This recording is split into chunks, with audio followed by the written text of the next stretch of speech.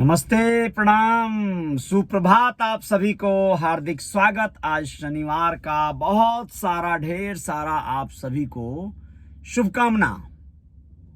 और बस आप सबका दिन खुशगवार हो और दिन क्या, पूरा ये माह, ये मंथ और पूरा वर्ष आपका शानदार हो, इसकी भी शुभकामना।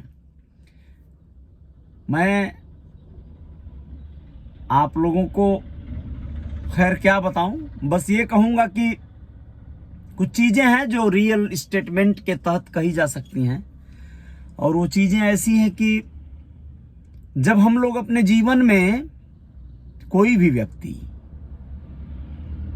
जिस कार्य को करता है उसमें पूरी तरह से उतने समय के लिए, जितने समय के लिए वो अपनी गद्दी पर है, जितने समय के लिए वो अपने पद पर है, उस पोस्ट पर है, उसका पूरी तरह से निर्वहन करे तो फिर वो सफल हो जाएगा।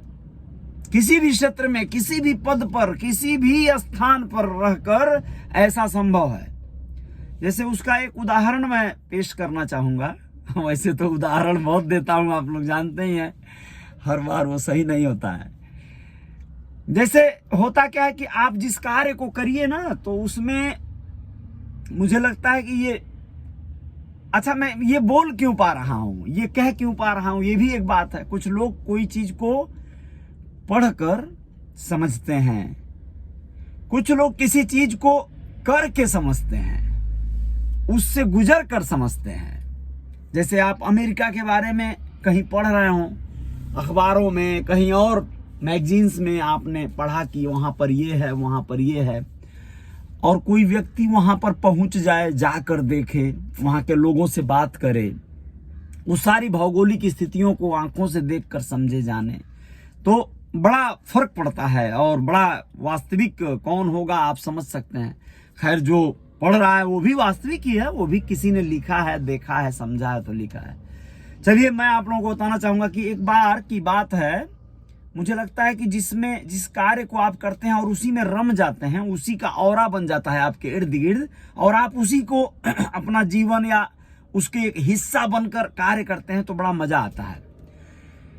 मैं बहुत वर्षों पहले की बात कर रहा हूं। मेरे मामा के गांव के बहुत सारे लोग फल फ्रूट के व्यवसाय में यहाँ महाराष्ट्र में कार्य करते हैं। पालघर, सफाले, केलवे रोड और तमाम जो बॉर्डर पड़ता है, संजान, ये जो गुजरात और महाराष्ट्र का बॉर्डर सीमा जो हो जाती है, बोईसर, उन सब जगहों पे बहुत सारे लोग रहते हैं, अपना अपना कोई ना कोई फल फ्रूट का कार्य करते हैं। अब आम का सीजन आ गया है, तो वो लोग आम की बाड़ियां, बगीचे जो यहाँ के रहिवासी किसानों के हैं, उनको लीज पर ले लेते हैं कुछ दिन के लोग, एक सीजन के लिए, और उसका दवा छिड़काव करना, उसका देखभाल करना, और फिर उस आम को तुड़वा कर, कभी पका कर तो कभी कच्चे ही, मतलब यहाँ पर मार्केट में ले आकर बेचना, मुंबई शहर में लाकर बेचना। ये एक बहुत बड़ी एक तरह से व्यवसाय है। इस व्यवसाय को बहुत सारे लोग करते हैं। इसमें इन्वेस्ट होता है, पूंजी लगता है। कुछ ही बार ऐसा होता है कुछ लोगों की पूंजी टूट जाती है, वरना ज्यादातर लोगों को इसमें इनकम होता है, अच्छा इनकम होता है। कई बार तो मैंने अपने मामा के गांव के कई एक लोगों को ऐसे भी देखा कि जो लोग आम के सीजन में ही आते हैं, अपना काम करते हैं, और फिर वो 2-4-6 महीना आराम से गांव में रहते हैं, मस्त रहते हैं, कोई दिक्कत नहीं, वही अच्छा खासा इनकम कर लिए रहते हैं। अच्छा, उनका यहाँ पर जो सेठ हैं, पार्टियां हैं, वो एकदम फिक्स हैं कि फला बाड़ी जो है वो फला खरीदते हैं या मतलब लेते हैं, और फला जो है उनका सेठ है, फला उनकी पार्टी, ये सब चीजें। तो उस समय क्या होता था, छोटे थे हम लोग, और मामा हमारे सब जो भी लोग थे वो लोग भी इसमें थे। नाना जी हमारे इस चीज के बहुत बड़े कहीं ना कहीं महारथी थे, अब दुनिया में नहीं है। उनके अब जो नाती पोते हैं जो लोग, वो लोग अपना कर रहे हैं, वहां पर हैं लोग। तो हम उन बाड़ियों में जाते थे, और जब वो आम टूटता था, तोड़ा जाता था बेलनी से, आम चढ़ के जो लड़के तोड़ते थे, हम भी तोड़ते थे, हम भी कुछ कार्य उसमें अपना उसी मूड में रहकर करते थे। वहीं पर खाना बनता था, कई बार वड़ा पाव अगल बगल कहीं मिल जाता था, बड़ा शानदार वो लोग बनाते थे, जो गांव के रहने वाले वहाँ के स्थानीय लोग हैं।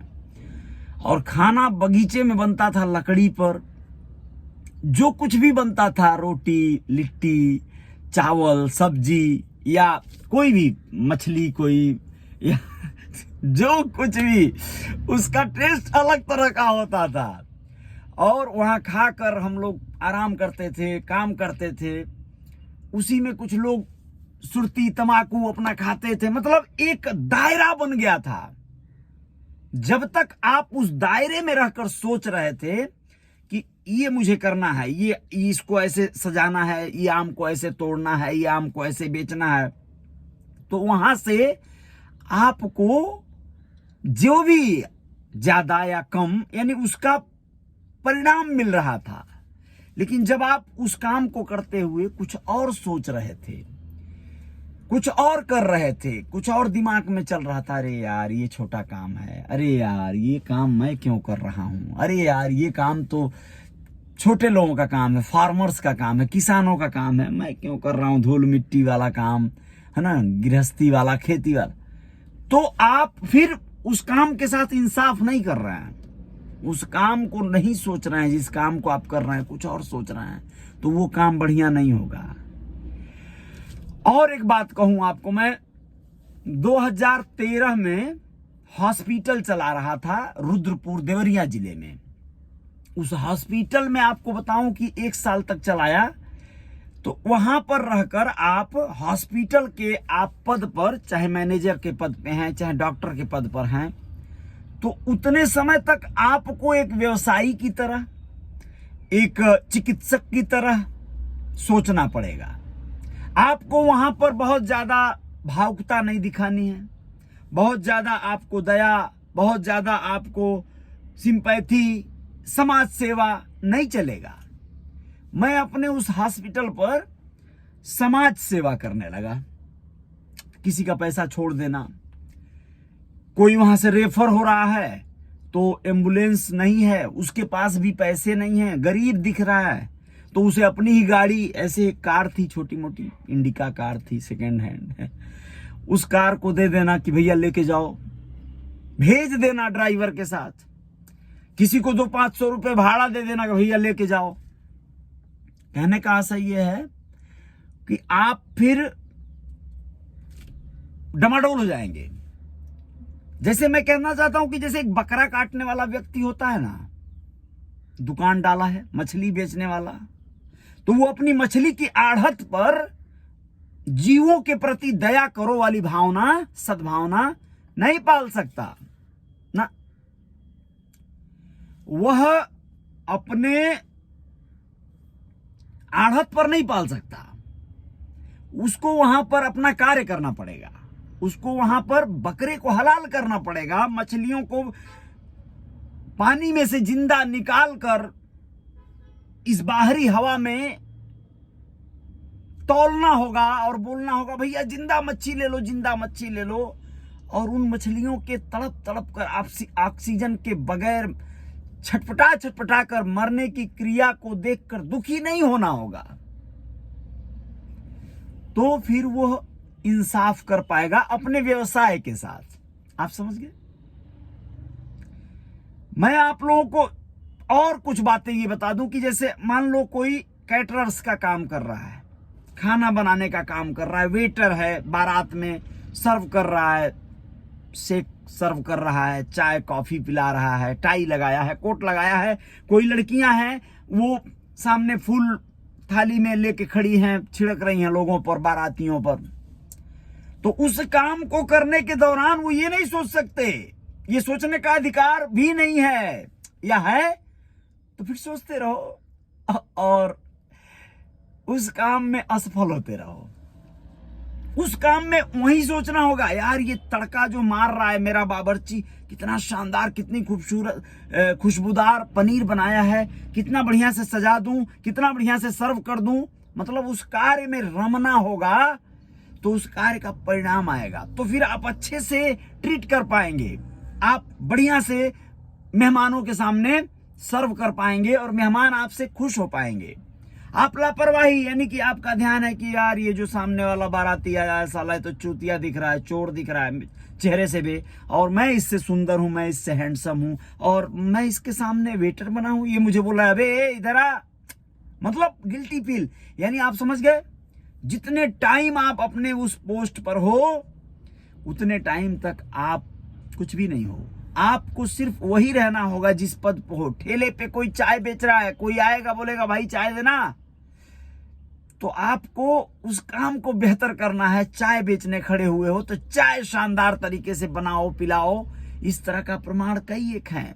अमित राजा चाय वाला अपने ठेले पे रहता है, वो कुछ भी भले बोलता है लेकिन बड़ा मीठा, चाय की तरह मीठी आवाज निकालता है, प्यार से लोगों से बोलता है, बर्ताव करता है। कोई उसको एक बार ठग कर भी चला जाता है तो वो बहुत ज्यादा माख नहीं करता है। वो जानता है कि वो पैसे नहीं दिया लेकिन बोल रहा है दे दिया, जाने तो कोई बात नहीं, वो अपना काम।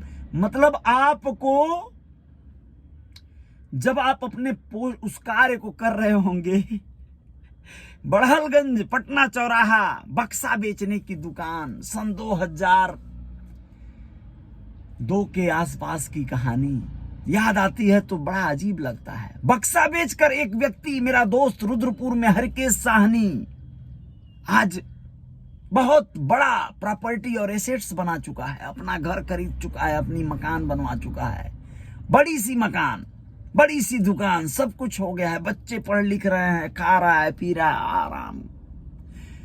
लेकिन वही व्यक्ति मुझे भी बक्सा बेचने की दुकान खुलवाया, लेकिन मैं वो दुकान को चला नहीं पाया। मैं उस बक्से की दुकान पर बैठता था, मुझे लगता था मैं ये क्या कर रहा हूं, मैं तो गीतकार हूं, मैं तो कलाकार हूं, मुझ में तो ये कला है, वो कला है। बड़ा असहज महसूस करता था। फिर यहां वहां घूमना, एक अलग औरा, नानी के गांव जाकर कई दिन रह जाना। कार्य को सही तरीके से आपको उसी में लिप्त होना पड़ेगा। जिस कार्य को आप करो ना, उसके जो वर्कर्स हैं, उसके जो कारीगर हैं, उसके जो लोग हैं, वही आपके सर्वे सर्वा हो जाने चाहिए। उन्हीं लोगों के बीच में जब आप लिप्त हो जाओगे, संलिप्त हो जाओगे, घुल मिल जाओगे, तो उसका अच्छा आउटपुट निकलेगा। जैसे आप सीमेंट और गिट्टी बालू छड़ की दुकान पे काम कर रहे हो, आप जिस काम को कर रहे हो, मान लो आप हमालगिरी कर रहे हो, सीमेंट उठाना है, बोरियां आपको गाड़ी में लादना है, तो फिर लादना है भैया, उसमें मत सोचना कि आपकी पीठ पे सीमेंट लग जाएगा, धूल लग जाएगी ना, उसी में करना पड़ेगा। मैं एक बार अपने पिताजी अब दुनिया में नहीं है, एक घर बनवा रहे थे मुंबई महानगर में, बहुत पहले की बात है, चाली में, हनुमान नगर कांदीवली। तो उस घर को बनवाने के दरमियान मैं पिताजी के साथ पूरी तरह से, कई बार वो काम पर बाहर उनको जाना पड़ता था, तो मुझे ही मिस्त्री लेबर आदि जो लगते थे उनके साथ रहकर काम करवाना पड़ता था। तो मैं उनके साथ रम गया था, उनके साथ मैं उनके लिए गुटखा मंगाता था तो अपने भी खा लेता था, उसी में एकदम लिप्त रहता था। मुझे क्या हाथ में मिट्टी लगी है, धूल लगी है, कोई फर्क नहीं भाई। तो वो काम सयरता गया। अब मान लो मैं सूट बूट पहन के कोट टाई लगा कर मैं बोलता सोचता मालिक हूं मैं तो बस खड़ा रहूंगा, देखता रहूंगा, और मैं मतलब एक वीआईपी बनकर, तो वो काम उतना नहीं होता जिस तरह से हुआ। ये सब आप लोगों के जीवन में भी हुआ होगा। आप लोग भी पैसे कमाकर परदेशों से जाते हैं, घर द्वार अपना बनवाते हैं, तो मैं देखता हूं अच्छे अच्छे वीआईपीज, अच्छे अच्छे लोग अपने लेबरों के साथ, मिस्त्रियों के साथ जमकर मेहनत करते हैं, काम करते हैं और काम को करवाते हैं। उनको एक अलग आनंद आता है, घर वर बनवाने का बड़ा आनंद आता है, और वो लेबर बन गए रहते हैं, मिस्त्रियों की बातों को सुनते हैं, उनको खर्चा भी देते हैं, उनको पिलाते हैं, साथ में पी लेते हैं, तमाम तरह के कार्य करते हैं। और इससे क्या बेनिफिट मिलता है उसका अंदाजा आप लोग भी लगा चुके होंगे, लगाते होंगे। मैं बस इतना ही कहूंगा कि जिस कार्य को आप करिए उस समय के लिए आपको उसी का बन जाना होगा, उसी में लिप्त होना होगा। अन्यथा जीवन में आप कर कुछ और रहे हैं, सोच कुछ और रहे हैं और ध्यान कहीं और है, तो फिर जय जयकार नहीं होगी। ख्याल रखिएगा आप सब अपना। बहुत बहुत धन्यवाद, शुक्रिया, आभार।